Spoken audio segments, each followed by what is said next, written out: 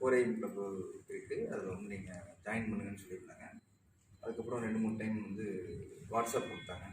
Nearby இருக்காங்க.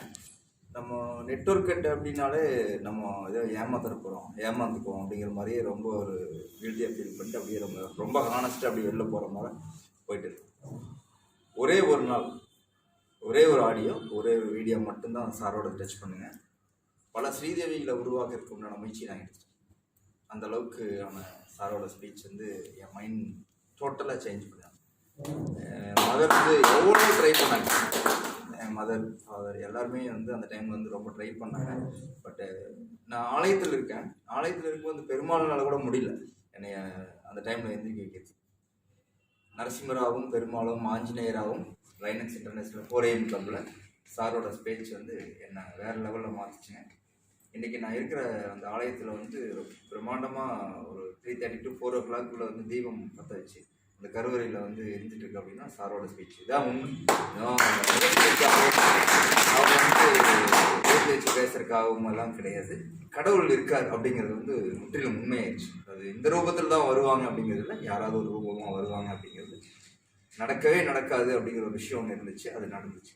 அடுத்து வந்து பார்த்திங்கன்னா நிறையா கமர்ஷியல் நிறைய விஷயங்கள் வந்து சக்ஸஸ் பண்ணணும் அப்படிங்கிற ஒரு விஷயமா இருக்கும்பொழுது எதுக்கு எடுத்தாலும் இன்வெஸ்ட்மெண்ட், எதுக்கு எடுத்தாலும் பிஸ்னஸ், எதுக்கு எடுத்தாலும் ஒரு சூழ்நிலை.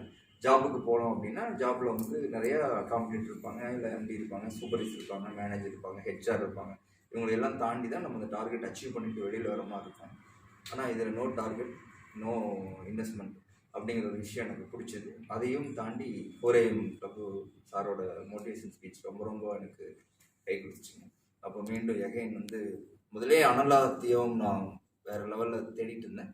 அப்போது சாரோட ஸ்பீச்சுக்கு அப்புறம் நான் இப்போது 100 முறை வேணாலும் சிங்கப்பூர் அச்சீவ் பண்ணுவேங்கிற மாதிரி நான்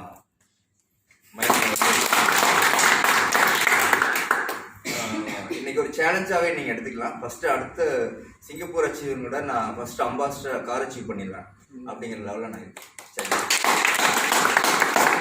யாராவது முடியாதுன்னு சொன்னீங்கன்னா கைதுக்கலாம். இல்லை உங்களால முடியாதுன்னு யாராவது சொன்னீங்கன்னா நீங்க கேட்கலாம், சொல்லலாம். நான் ஃபர்ஸ்ட் சிங்கப்பூர்னு எல்லாரும் பேசியிருந்தாங்க. காரிச்சு என்ன சேலஞ்ச் பண்றேன்னா நான் தான் அடுத்த சிங்கப்பூர் அச்சீவ் பண்ணுவேன். கார் அம்பாசிடர்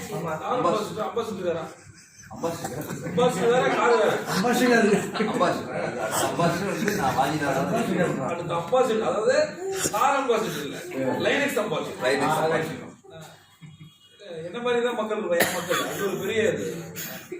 இப்போ என்ன சொல்றது, சேலஞ்ச் பண்றேன். உங்களால யாராவது என்ன முடியும்னு சொல்றாங்க, யாரா இருந்தாலும் நீங்க சொல்லலாம். முடியும்னு சொல்லணுமா முடியாதுன்னு சொல்லணுமா? நீங்க முடியும் சொல்லலாம். அதை முடிவு பண்ணி பேசி தீர்த்துக்கலாம். அவ்வளவுதான். பாருங்க, உங்களுக்கு எதிராக யாருமே பெரிய பாராட்டு. Thank you sir. சாரோட சொல்லியிருக்காரு, நம்மளோட பிறந்த நாளையும் நம்ம உணர்ந்த நாளையும் மறக்கக்கூடாது அப்படின்னு சொல்லிட்டு. என் பிறந்த நாள் எப்போ மறந்ததில்லை. அதே மாதிரி என்னை நான் உணர்ந்த நாளையும் ஃபர்ஸ்ட் டே 4AM உள்ள நான் உணர்ந்துட்டேன். இன்றைக்கி வந்து பார்த்தீங்கன்னா நான் ஜாயின் பண்ணி கால்குலேட் பண்ணும்போது 90 days கம்ப்ளீட் ஆயிருக்கு. சரிங்களா, அதான் அப்போது கடனாக இருந்தால் அப்படின்னா அந்த கடன் கட்டுறதுக்கு உண்டான சொல்யூஷன் வந்து யூனிவர்ஸ் கொடுக்கும், பிரம்ம முகூர்த்தம் கொடுக்கும், கோல்டன் ஹவர்ஸ் கொடுக்குன்னு சொல்லியிருக்காரு.